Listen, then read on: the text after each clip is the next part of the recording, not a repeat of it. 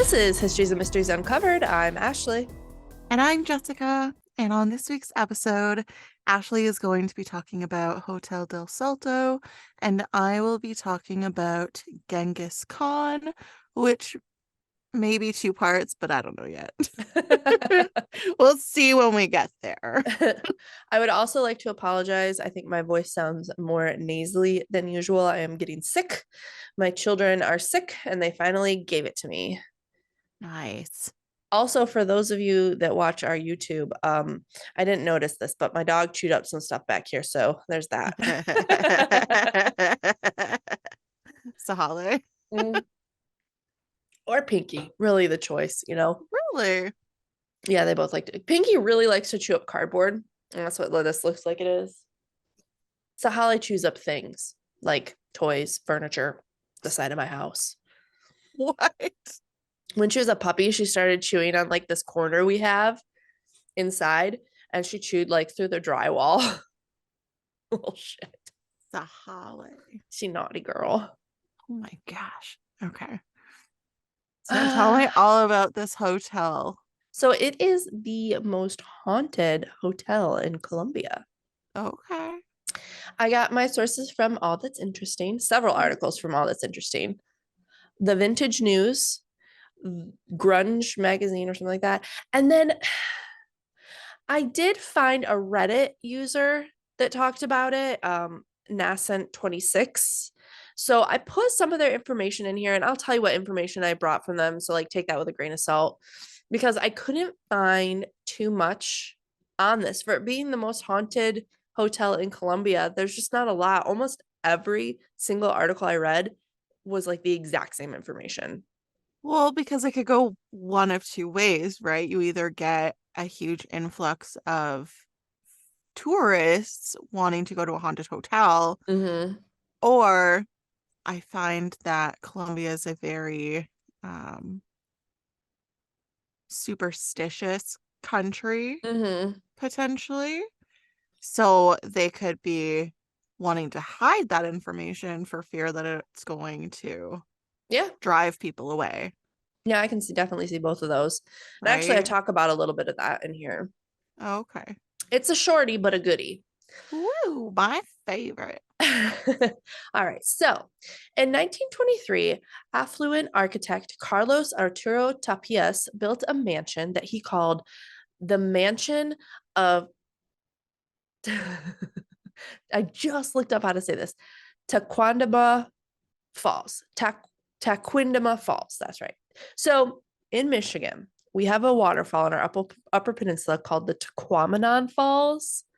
And it's very similar to this, but they pronounce it Taquindama. So if I say Taquandama, I'm going with Taquamanon Falls, but it's Taquindama. So, Okay. and it was Noted. it was named that because it overlooks the Taquindama Falls in Bogota, Colombia. It was luxurious to say the least. It was built in French design with high window panes.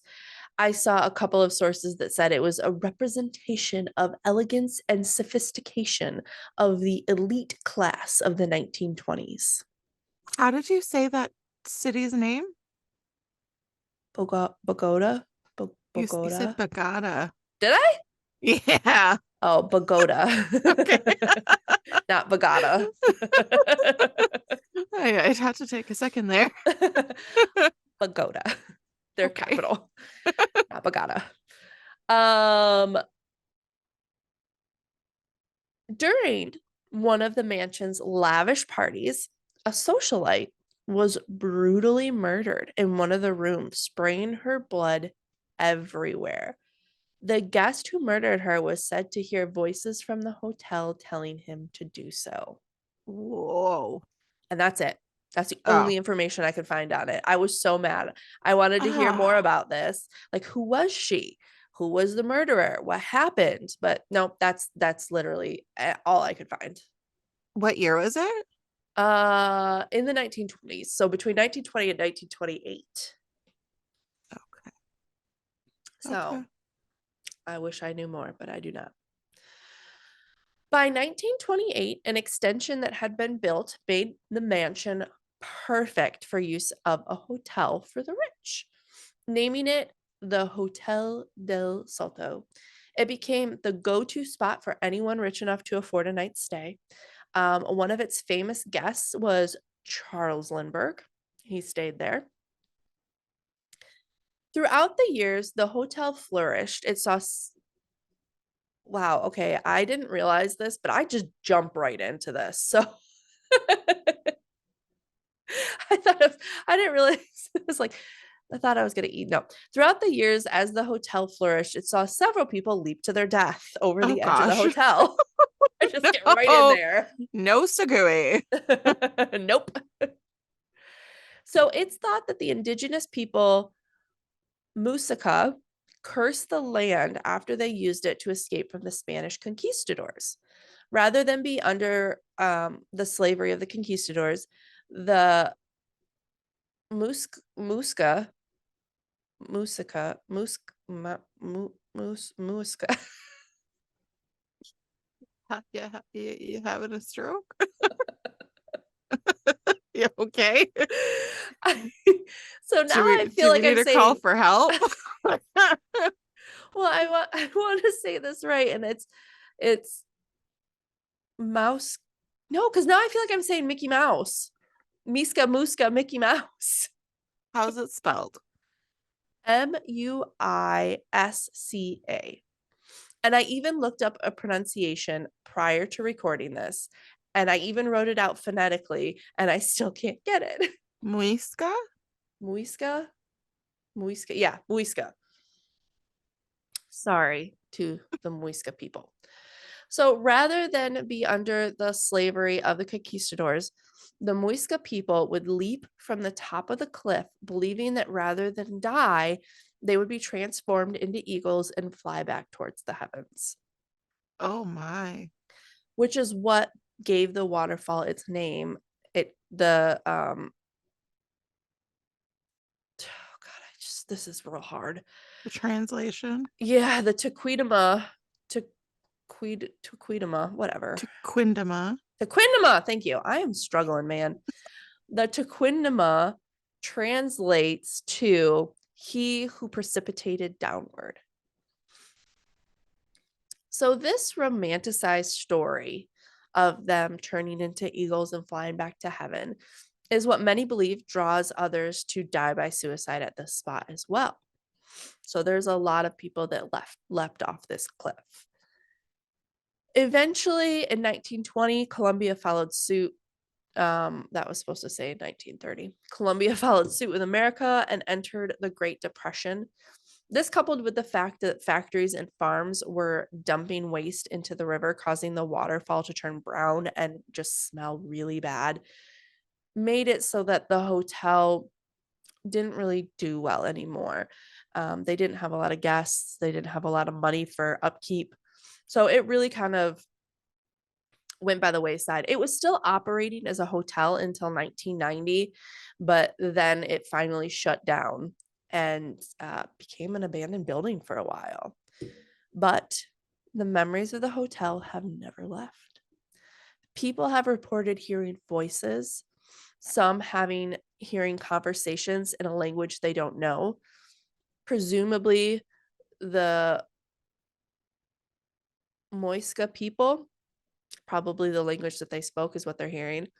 Others have seen apparitions walking the grounds, bodies falling into water. Some specific rooms, so this specific rooms is what I got from the Reddit. So again, take this as you will.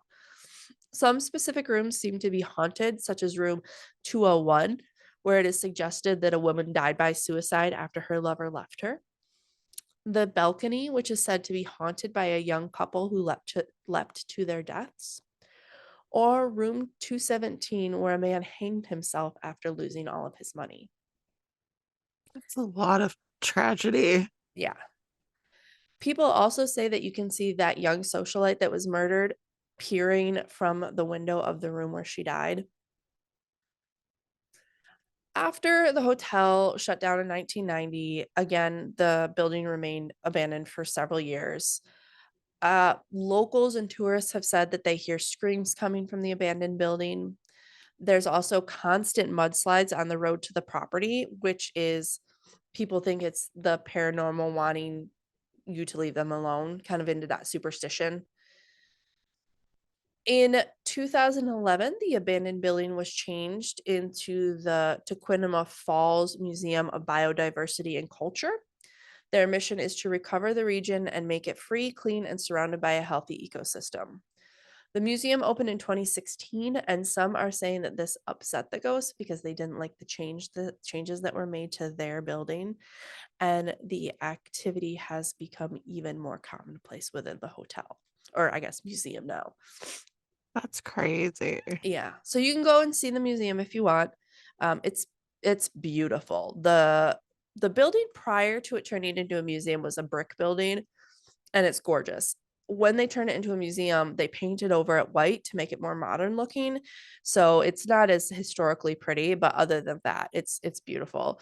And right where it's located, it's on the cliff. There's a waterfall across the way. It's a gorgeous, gorgeous hotel. And I think probably people who did die by suicide there um liked that it was so pretty. The last thing you see is this gorgeous scenery. So Yeah, very peaceful. yeah, yeah. So that is my quickie story. Yeah. Nice. Thanks. Like I said, I wanted it to be longer. I wanted to dive so much more into everything else, but I just could not find anything. And I was like too far into it and I was like, well, this is going to be so short, but it's pretty interesting, I think.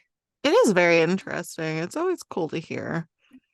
And it's kind of an interesting contrast and imagery to put in your head that, they saw that beautiful waterfall and they found some peace in that, hopefully. Yeah, hopefully. But okay. Sorry. I'm just I'm thinking about my story. Okay. I'm a little stressed about it. Why? Well, because it's I'm just it's such an old story, Yeah. like from the 1100s. Yeah. So sources are a little bit not contradictory, but it was hard to kind of piece it all together. Gotcha. And hopefully it makes sense. I'm sure it will be great. And I'm just I struggle with if I was even going to apologize, but I'm going to apologize because I don't know how to pronounce any of these names. I wasn't even going to begin to try because they are so old. I don't think that it would have worked. Yeah. Well, I'm sure you'll do better than my mini stroke moment I had. So, because, okay, here's where I got stuck on. If you have children and you watch Mickey Mouse Clubhouse, the magic words to get into the clubhouse are Miska, Muska, Mickey Mouse. So I was wanting to say Muska, but I was like, that's not right. And I couldn't get my brain off of Muska. That's fair. We don't watch that, so like that's fair. Gotcha. Yeah. Okay. So I'm just gonna dive into it Do it. and hopefully we all like it. It's very history heavy, Okay. but I found it really interesting because I didn't honestly know a lot about him. I don't know a lot about him other than he is like a warrior, kind of, I think a jerk, right? Yeah. Okay. Yeah.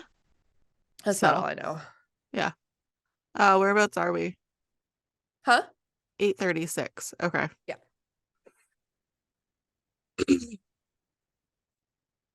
Though the world knows him as Genghis Khan or Chinggis Khan, the infamous Mongol ruler's real name was Temujin.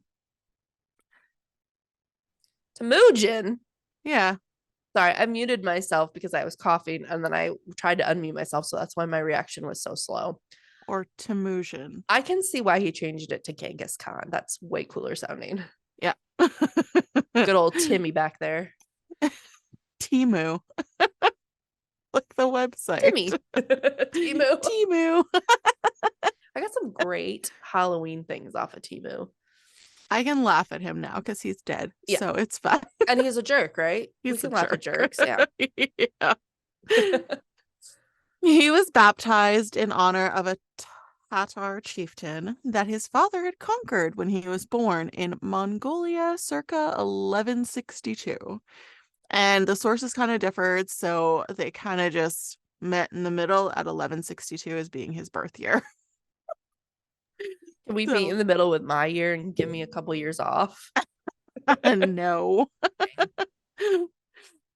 He shared similar potential and was derived from Kabul Khan, who had briefly united Mongolia against China in the early 1100s.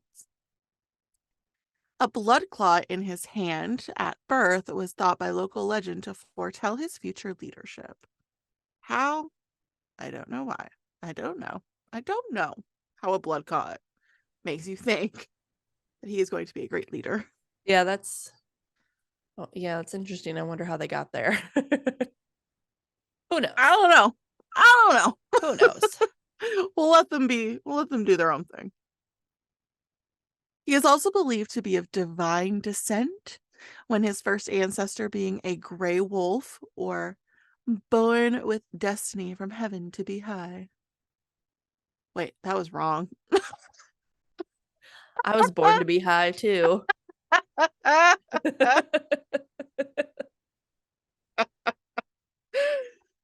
Oh my gosh. He is also believed to be of divine descent. His first ancestor was a gray wolf, and it was said that he was born with a high destiny. Wait. I too have a high destiny. Born with a destiny from heaven on high. There we go. Ah, yes, okay. So sorry. That was a struggle. It was a funny struggle though, so it's good. I'm not even high. I know what's on your mind though. Yeah. I'm drinking Trulies. They have this New Year's Eve lighted up pack, and I've got cranberry cheers. It's really good. Nice. Nice. When Genghis was 9 years old, his father, I'm gonna call him Genghis instead of Temujin, but he's Temujin right now. Okay, well, yeah, please call him Genghis. Okay. Good old Timmy. Or Timmy. Timmy works too. Okay. When Timmy was 9 years old, his father was Stop it. When Timmy was 9 years old, his father was poisoned by a band of Tatars, which was another nomadic group, in retaliation for an ancient dispute. Oh gosh. Good old ancient disputes. Yeah, I'm glad we don't really have those anymore. Yeah. His father, who was Yasuge. Like people to people. I know still countries do, but like people to people. But yeah. His father, Yasuge, his death, the rest of the clan. Oh. I'm sorry. After his father Yasuge's death, the rest of the clan, under the leadership of the Rydal Techuit family, left his widow Hoyun and her kids behind, believing them to be too helpless to lead and taking advantage of the chance to grab power. The tiny family lived in abject poverty for a while, surviving mostly on fish and roots rather than the typical nomad diet of mutton and mare's milk. Timmy was resentful of his half-brother's gradual ascent to prominence in the family, so he shot and killed him with an arrow as a result of this frustration. oh my gosh, savage. Yeah. And I don't know if it was like a half-brother, brother from another mother, or like, I don't know. The sources were kind of varied, and it was very confusing. Gotcha. Around the age of 20, he was captured by this group who kept him in their camp with a wooden collar around his neck. He managed to escape, and even though one of their own caught him, they let him go because they saw how determined he was, and they just, I don't know. It seemed weird to me. Honestly, I feel like a lot of this is kind of like tall tales Yeah, I to kind mean, of, throughout the years they tell the stories, and I'm sure it changed a bit and got oh a little yeah, bit larger than life. oh yeah. Yeah. On another occasion, some horse thieves decided that they wanted to steal the family's horses. So Timmy decided to go out into the night to get them back. And along the way, he encountered a young boy who assisted him in the search for the horses. And this guy basically just stayed with him for the rest of his days. He was kind of indentured to him. I don't know why. Oh, okay. Seems weird. Yeah. Despite their rejection by the royal Portuguese clan, Temujin and his family appeared to have retained a significant amount of reputation as members of it. He was able to reclaim the wife Isuge had betrothed him to shortly after his death. Shortly before his death. Can't do this. Can't do this. Talking's hard. It's hard. He was able to reclaim the wife Isuge had betrothed him to shortly before his death. The Merkit people, which was a tribe in northern Mongolia, held a resentment towards Timmy because Yasuge had abducted his own wife, Hulyun, from one of their men, and they had ravished Temujin's wife, Burte, in return. Oh my God. So, because of what his father did, these people were like, we're going to ravage your wife. Oh my Son. God. Super rude. Okay. People were awful Savages. back then. Yes, savages. Savages. And I mean, I get it. You needed to survive. You did what you needed to do. But Wow. two wrongs don't make a right. Right. Okay? Smarten up. Temujin felt able to ask Togrul Khan of the Carrot. It sounded like you said toe girl, like Togrul. toe girl. Yeah, but it's like Togrul. It's Toghril. Okay, so I was thinking TOE-GIRL. Toe No. girl from Carrot. And like it's Kereit. I don't know how else to say that other than carrot.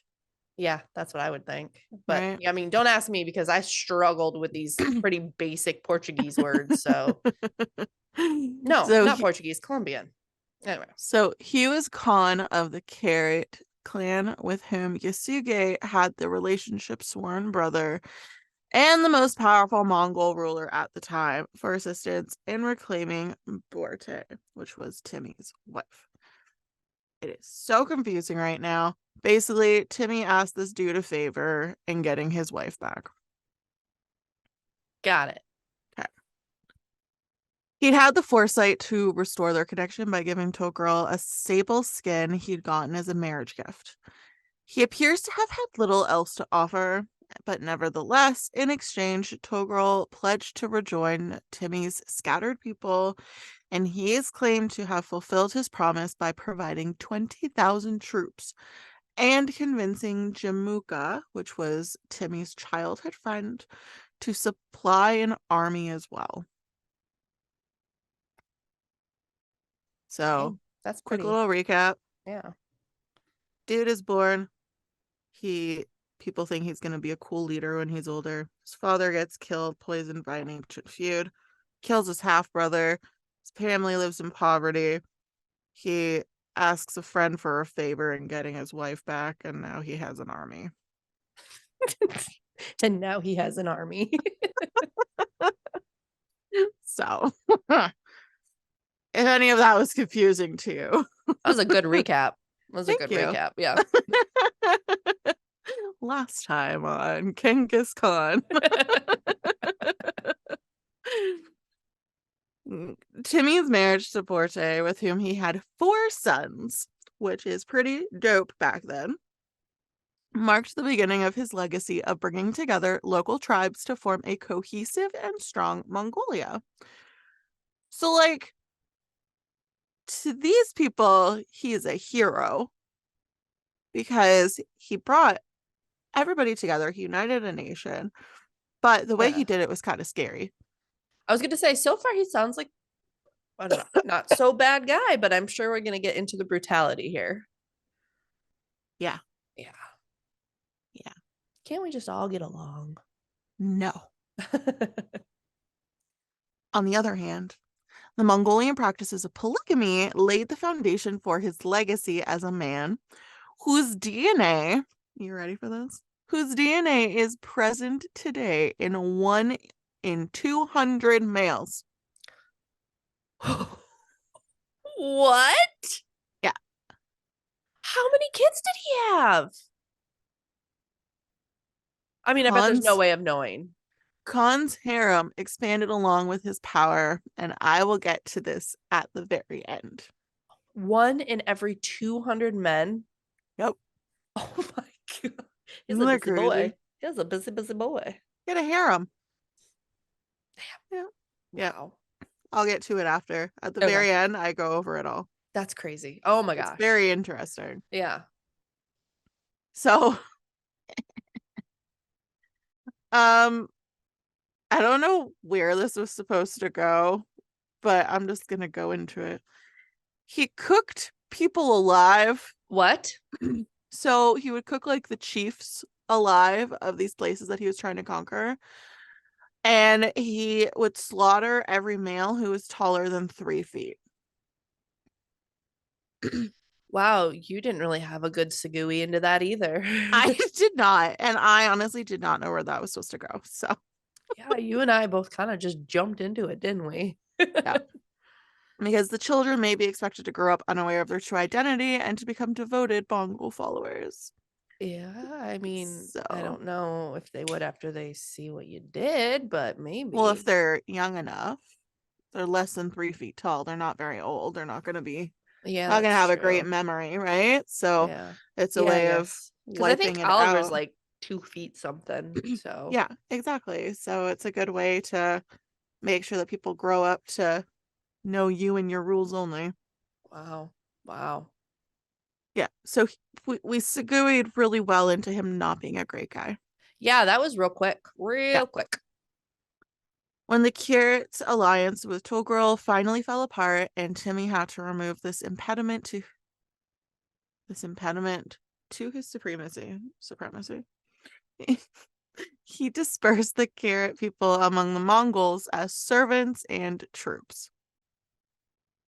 So, like, this dude helped you out, and then now all of a sudden he's just in his way. So he's like, you guys can be slaves, or you can fight for me. Kind That's, of rude. yeah, that's real nice. Real nice. This harshness was more than just wanton cruelty. Timmy wanted to leave no old rival aristocrats alive, in order to supply himself with a fighting army, and above all, to destroy the sense of clan allegiance that encouraged fragmentation and unify all the nomads in personal obedience to his family. Also, can we laugh that you said wonton instead of wanton? I heard it as soon as I said it. Now I want a wonton. That sounds really good. That should be like a sticker for our patrons, a wonton. A wonton with Genghis Khan's face in it. Oh no. Oh, that's hilarious. Oh my gosh, that'd be amazing. Someone make it. Someone we know we got a lot of artistic fans Please. out there, so or listeners. So if you want to make us a wonton with Genghis Khan's face in it, let us know. Or even my face. That'd be fine too. When he was Oh. crowned Emperor of the Steppes in 1206, he was to entrust thousands of families to the care of his own relatives and companions, replacing the existing pattern of tribes and clans with something more akin to a feudal system. Jamuka's rekindled friendship lasted only a year and a half. So this was the dude that was his childhood friend that supplied an army. Okay. Then one day, as the two friends were marching, Jamuka made an enigmatic remark about the choice of camping spot. Oh He's no. like, I don't want to go here. So Timmy's wife told him that the two friends should part ways because he's questioning your decisions. Oh, I mean, I get it. Like you have to have strict followers, but like also just a camp spot. Yeah. But it can also be argued that Shimuka was attempting to instigate a leadership crisis. But it's also possible that the language is purposefully confusing in order to hide the fact that Timmy was going to desert his companion anyways. Yeah, I feel like maybe it's that one. In any case, Timmy followed Borte's advice, and many of Jamuka's own troops deserted him as well, probably recognizing Timmy as the one who would prevail in the end. Bitches have no loyalty. No. Clan leaders began to coalesce behind Timmy and Jamuka, and some of them proposed making Timmy Khan of the Mongols a few years before the turn of the century. And I guess Khan means like chief or something. Ah, okay. That I'm makes assuming sense. that's what it is because people are Khans of certain tribes. Okay, that makes sense. The circumstances under which they did so, promising him allegiance in battle and hunting, show that they all were seeking showing that all they were seeking for was a dependable commander, not the overlord he would become. Yeah, I mean, I can see that. If you're all nomadic and you all have your own tribes, and you see this guy coming and bringing everybody together and creating this super strong army that's going to keep you safe. Mm-hmm. That's, I mean, why wouldn't you like him, you know? And then this happens. Continue. Yeah. Um, sorry, give me 1 second.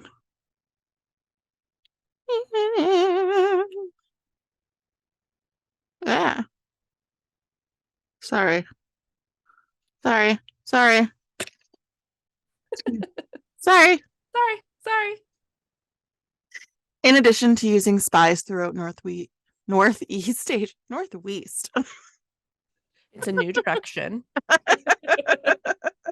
Where do you think it is? Nobody knows. Could be this way, Figure it could be out that way. yourself. It's the directionally challenged direction. Okay. In addition to using spies throughout Northeast Asia, Genghis Khan also gave his soldiers orders to carry bow with arrows, shields, daggers, and lassos, and he used flag and smoke signals to plan ambushes. His 80,000 man army ruled over eastern and central Mongolia by 1206. Wow, that's a huge army. Isn't that crazy? Yeah. Yeah. His cavalrymen acquired the skill of hand-free horsemanship, which enabled them to launch javelins while galloping and use lances with hooks to pull people off horses at the same time. Okay. I mean, it's good ideas. I just hate them. But like insane skill. Like holy Yeah. crap. Yeah. Yeah. Genghis Khan, sometimes known as the universal ruler, was formally proclaimed the supreme god of his people in 1207 after he routed all opposing Mongol tribes. However, the food supply became scarce due to the growing population, and by 1209, Khan's focus shifted to China and its abundant rice fields. Very quickly, Genghis Khan overthrew the Jin dynasty, which was a huge thing. Like, Is that Mulan? I don't know. Maybe. No, who'd she fight? She fought She fought not Genghis Khan. no. It was someone. Someone Genghis Khan E though. Tai Lung? Yeah. Or was that Kung Fu Panda? Oh, very similar stories.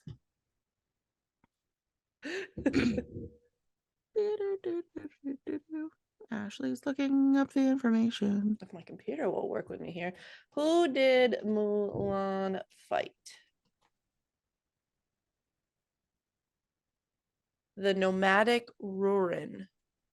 Oh, okay. Uh,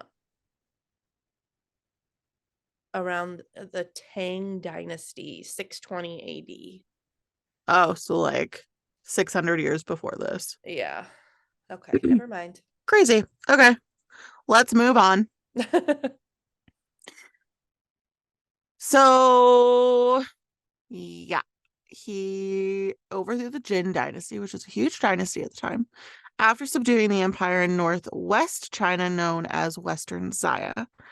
However, he had to fight for their rice fields for almost 20 years before winning.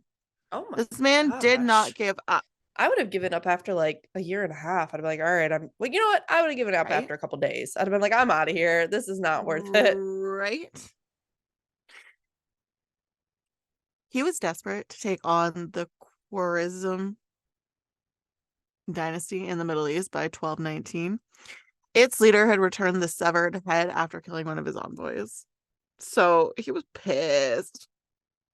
He was bad. He like, you don't kill my bro. Yeah, yeah, I could see where that would make him a bit mad.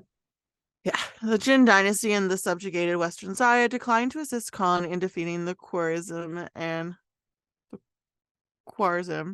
and instead formed an alliance against him. Oh, loser.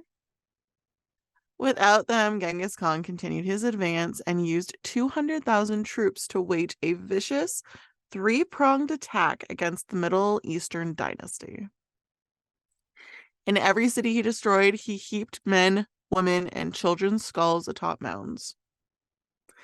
But after defeating them in 1221, he focused all of his energy on the Western Xians who had disobeyed him. Uh-oh. Uh-oh. And I don't know if I get into it, but and it's not funny. I don't know why I'm laughing, but he would make people think that he was going in peacefully, and then he'd just go balls to the walls. That's so rude. You can't do that. That's against the Right? rules. Yeah, super awful. That's So they'd rude. like let their guard down, and then he'd be like, just kidding, bitches, and just go pow pow. Oh my gosh, that's Like, awful. horrible man. Yeah. Yeah, horrible psychological warfare. Without them, Genghis Khan continued his advance and used 200,000 troops to wage a vicious three-pronged attack against the Middle Eastern dynasty.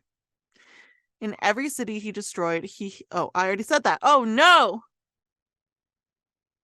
Oh no. Oh no, I'm gonna start that over. During this period, he became unwell, and scholars from Adelaide's Flinders University claim that he concealed his illness from his people so they wouldn't give up on their fight against Western Xia. Stories of people dying in combat or from infections thus spread. A study in the International Journal of Infectious Diseases said all of these legends were most likely created at a later stage and failed to take into account or even willingly ignored an accepted historical fact, namely that Khan's family and followers were instructed to keep Khan's death as their most hidden secret since it happened at the wrong time when the Mongols were at the vital stage of their desired conquest of Western Xia, the empire against which they had been fighting for over 20 years. Oh wow. That's crazy. It's Wouldn't just that like, suck though? yeah. Can you imagine being the one that found like, oh shit. Yeah. Or like, I don't feel bad for him because he was a shitty dude, but at the same time, like, I feel like it's just kind of shitty because you go all that time trying to make something of yourself and you just die before it ended. Yeah. Well, that's what you get for being a shitty person. For a more fact-based examination of Genghis Khan's demise, the researchers turned to the history of Yuan. For ages, the air was filled with stories of warriors dying from infections caused by arrows or dying from blood loss after being castrated. But this historical record included more precise information. Oh. That's really funny. It's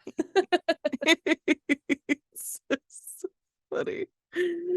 So one of the stories, I don't know if I even get into it, but one of the stories was that a princess castrated him and that's how he died.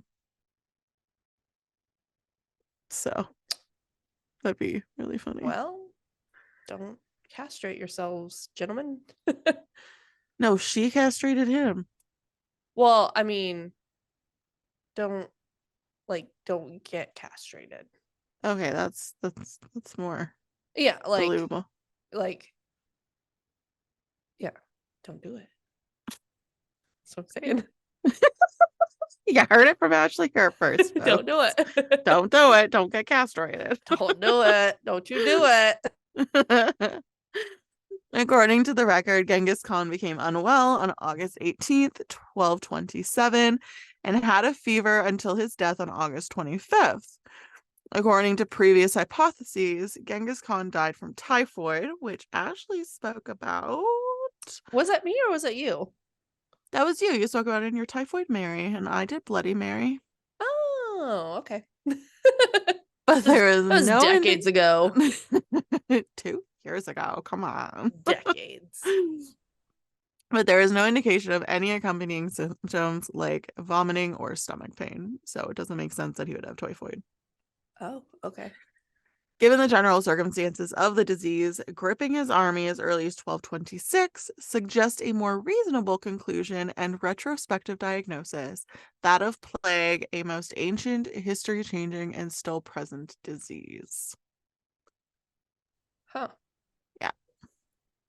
The researchers added that the history of Yuan's vague terminology used to describe the king's symptoms and the duration of the illness make it more reasonable to opt for bubonic plague, Oh, interesting. which I think you also spoke about. I did. Why am I such a weirdo? It was all leading up to Genghis Khan. It was. Remarkably, it took nearly a millennium to arrive at this particular diagnosis. So now that his cause of death seems to have been figured out, his final resting place now seems to be the newest mystery. Ooh. The Mongol Empire covered what is now North Korea, Eastern Europe, Central Russia, and Iran at the time of Genghis Khan's death. That is a huge, huge span of land. Yeah, it is. After passing away in his mid-60s, Genghis Wow. Khan. Yeah, He lived for a while for back then. yeah, He was ancient. yep. So he left his kingdom in the hands of his heirs, who ruled until the 14th century, and then it fell apart. Oh. And he was buried with 40 virgins and 40 horses. What? Like, rude. They never got to have their day in the sun. It's rude. Those poor things. According to legend, Genghis Khan ordered the execution of any last Western Zaya. He was buried with his troops, who killed everyone who tried to follow their caravan as they made their way to Karakoram, the Mongol capital. His tomb has never been located, regardless of it. What? Oh, his tomb has never been located, regardless if that even ever occurred. Okay. Yeah. So basically, they've just never found his tomb. Yeah. Some people think that Khan was interred in a tomb as deep as 65.6 feet by his warriors, in accordance with regional traditions from the Eurasian steppe. Had such conventions been real, his tomb would have remained unmarked, save for a stone memorial that would have eventually been lost over time. Interesting. Yep. Yep. The image of Genghis Khan is that of a merciless fighter who conquered unfathomable stretches of land.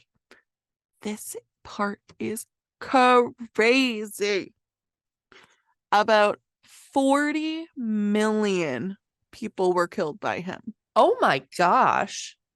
which resulted in an 11% decrease in the population of Earth. Okay, how did he have time to do all of that killing and all of that fucking? Right. Isn't that insane? That's an 11%. Oh my gosh. 11% decrease. That's insane. Yeah. So No he wonder may have he's so been, famous. yeah, he may have been buried on Burkhan Khaldun, a mountain in Mongolia, though this has not ever been confirmed, and the location is not marked with an X. So I don't think we'll ever find him, but maybe we will. Who freaking knows? Yeah, he's probably, like they said, an unmarked grave or whatever. Yeah. According to the information available, Genghis Khan had a complicated personality. He possessed incredible physical strength, determination, and an unbreakable will. Oh. I was gonna like leave it for next week, but I only have like a page and a half left. So Oh, I okay. was like, that doesn't seem logical. Yeah, let's do it. Let's do it. I want to know what happens. He was not stubborn and he was willing to listen to the advice of others, including his wives and his mother. He was adaptable and he was capable of deception, but he wasn't petty. Unlike Togrul or Jamuka, he understood the significance of loyalty. Enemies he betrayed. Did he really though? He kind of got rid of his friends. He was like, okay, bye. Yeah. Enemies who betrayed the ruler should expect him to punish them harshly, but he would also profit from their betrayal. And if your friends aren't loyal to you, what is These the point hoes of ain't keeping them around? loyal. These hoes ain't loyal. The one guy just wanted a different camping site. Well, I feel like there was a little bit more to that. Nope, just He was wanted a different trying camping site. to, That's it. I think he was trying to assert his dominance. Gotcha. It was a pissing contest and Like he dogs do. lost. Yeah, Fine, exactly. fine. As he advances out of his familiar zone and into the unfamiliar, settled world beyond the steppe, the picture becomes less harmonic. At first, he couldn't see past the immediate benefits of carnage and rapine and was seized by a need for vengeance. Because if you remember, this dude was just a little boy and everybody just fucking betrayed him. Right? Everybody just Yeah. left him and his family to go live in poverty and eat scraps. And it was just shitty. They lived in the desert. Yeah, and then he killed a bunch of little boys, so Later on, not saying what he did was right, just he had some triggers, some trauma. it's some triggers. Caused him to kill 11% of the population. It's a couple triggers. Had an army for that, okay? Well, just him. Oh my gosh. I really hope that by now our listeners know that. You're not a Genghis Khan apologist. Yeah. I don't know. You seem like a pretty big I am. fangirl.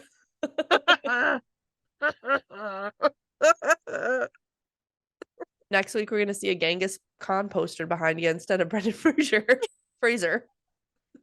No, because in the third movie, he went and killed a Chinese mummy. Oh, he did? Yeah, Oh. it was Jet Li. Oh. Yeah, it was not a great movie. No. They replaced Rachel Weisz. I remember which was the Scorpion King one. That was real bad. That was real bad. That was That the second one. CGI was horrible. See, I love the second movie, but yes, the CGI was terrible. I didn't hate the Scorpion King movie though. I think I liked it, but it's been a while since I've seen it. It's been a long time. Yeah. It's probably like not great now, but like Probably it would go was back and pretty watch it and good be like, back this is then. awful. Yeah. There's no It was match just to the first one, though. That was that one amazing. was just Yes. Chef's magic. kiss. Yeah.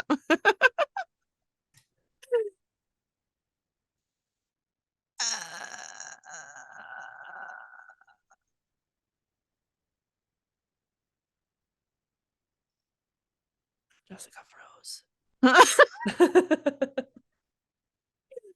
Throughout his life, however, he was able to attract the loyalty of men prepared to serve him, both other nomads and civilized men from the settled world.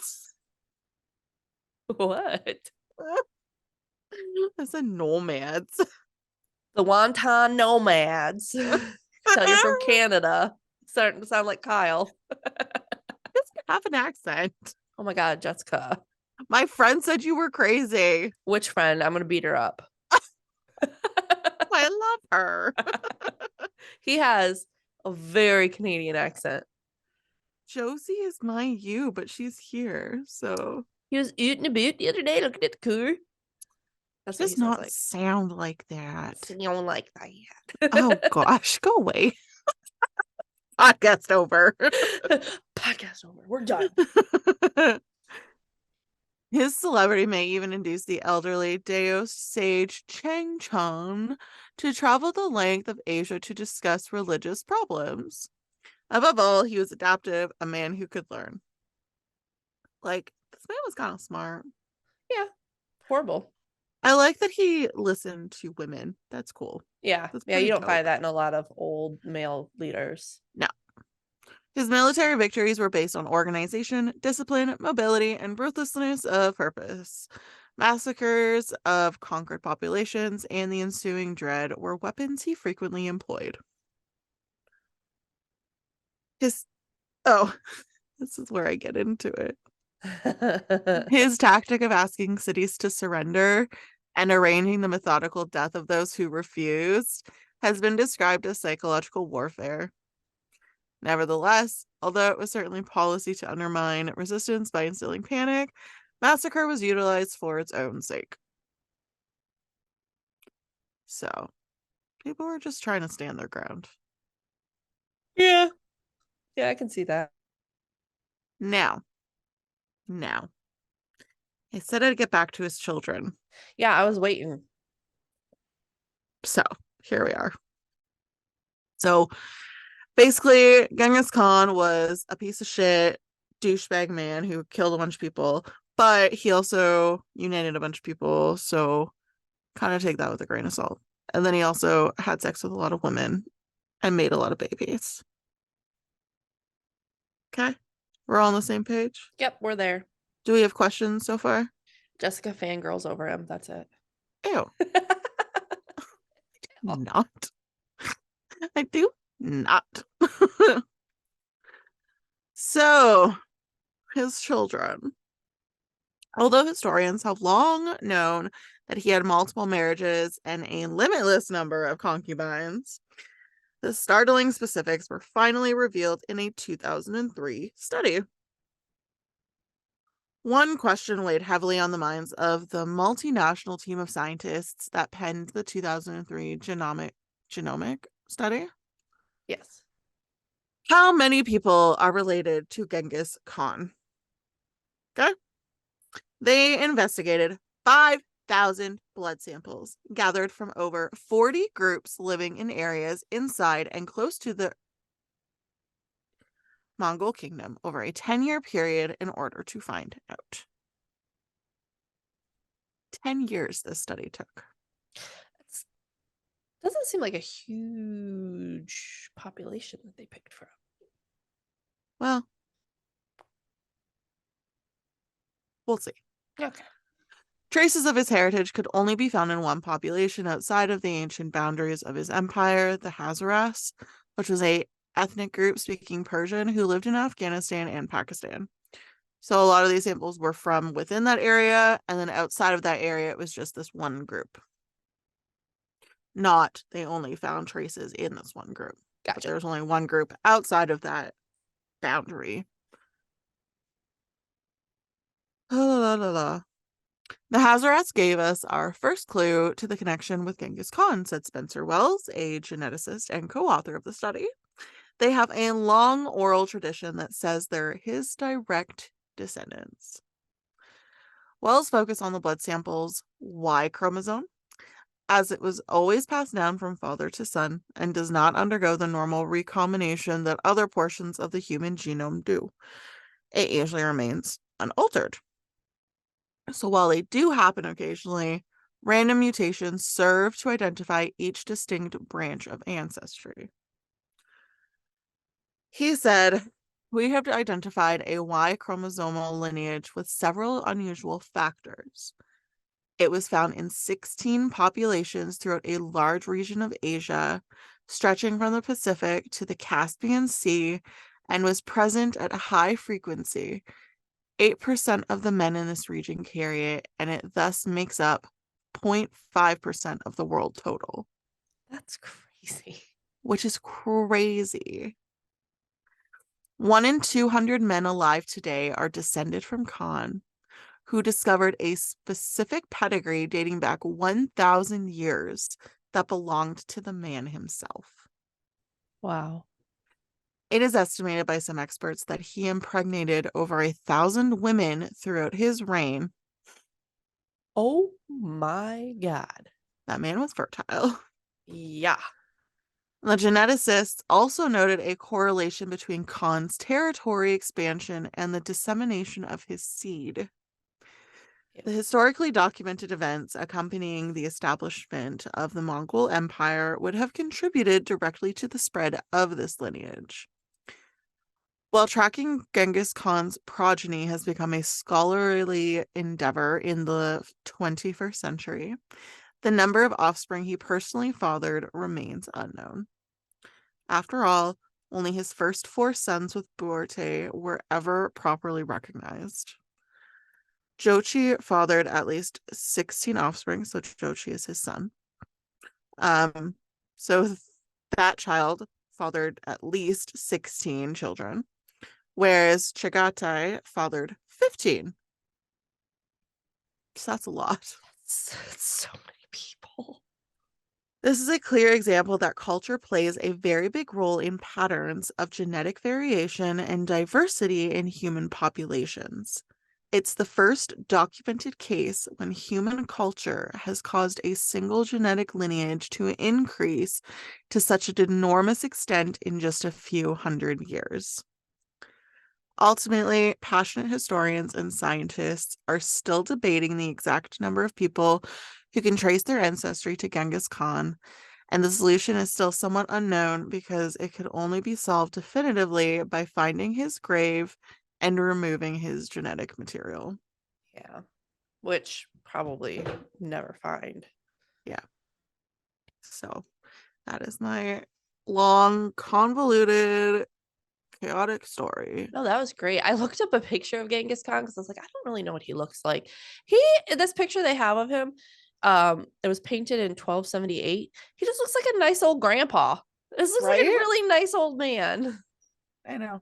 but he's savage. Yeah. Also, I got my sources from All That's Interesting in Britannica. Oh, And I'm really sorry if sorry. that was like very winded No, and it was really good. convoluted. No, It it was wasn't. very hard to piece it together. Your recaps helped a lot. Oh, thank you. Yeah, those were good. They helped me too. So, helped me out a lot. Well, I'm glad you carried this episode for us this week. Oh, yeah, it's cool. Because mine was I'm like 5 happy. minutes, but Um, I have jokes. oh, you got a joke pack right there? What's it say? So it's dad jokes. Okay. It's Pull them literally out. just dad jokes. Who got them My for you? mom got it for Kyle for Christmas Cute. and gave it to us early. And both Kyle and I were immediately like, oh, that's perfect for the podcast. Yeah, let's hear some.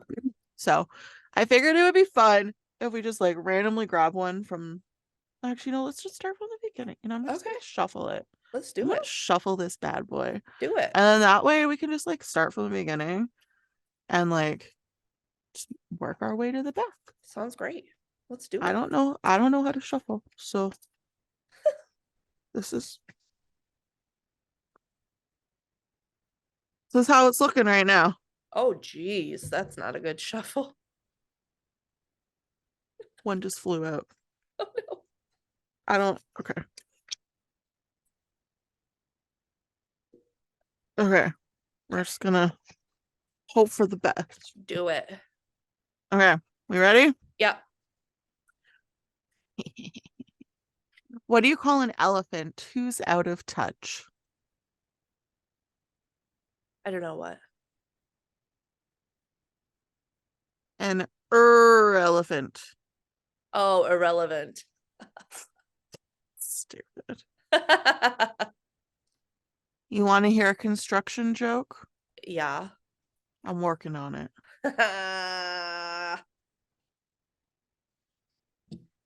When is the oh, this one's super easy. Okay. When is the best time to go to the dentist? At 2:30. Yeah. Anytime I book a patient at 2:30, I'm like, I chuckle to myself. That's hilarious. I love that.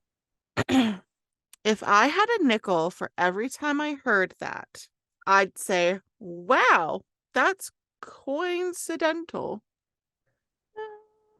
Should we do one more? Sure. Okay. Well, one more card. What is Forrest Gump's computer password? One Forest One. Yeah. Okay. Your nose runs and your oh, I fucked that up.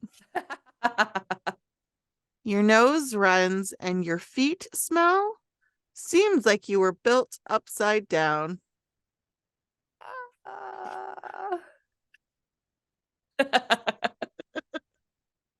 Well, if you are on the edge of your seat and want to hear the next card, join us next week and follow us on TikTok, Facebook, Instagram, and Patreon. And one of my TikToks, guys, has I like was just about to say, if you want to see the 18,000 dumbest views. shit ever. It's so stupid. It's literally my face asking what color I am, like, summer, winter, autumn, or whatever. It's got 18,000 views. What So in the world? stupid. Oh my God, it's the stupidest thing ever. So if you want to see that, find us on TikTok and join our Patreon. It's $3. You get a sticker and a monthly bonus episode. So stupid. It's so stupid. And you can rate and review us on Spotify and Apple. Apple. Yeah. Thanks for tuning in, and we look forward to bringing you 2 stories next week. Bye. Bye.